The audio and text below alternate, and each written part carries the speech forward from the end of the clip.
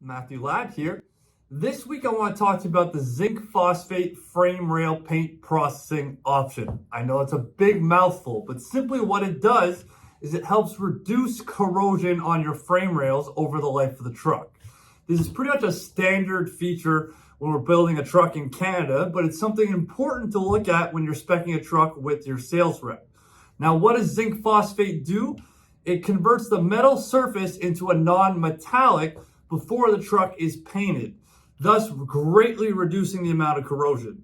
Now, will you still see a little bit of corrosion? Unfortunately, in Canada or in cold weather climates, with the amount of salt we put on the roads, you're always going to see a little bit, but it is greatly reduced with the zinc phosphate frame rail paint processing option. Say that 3 times fast. That's Groupe, Kenworth, Montreal, T.N.T, trucks and tips. And don't forget to ask for this option when you're speccing the truck. Thank you.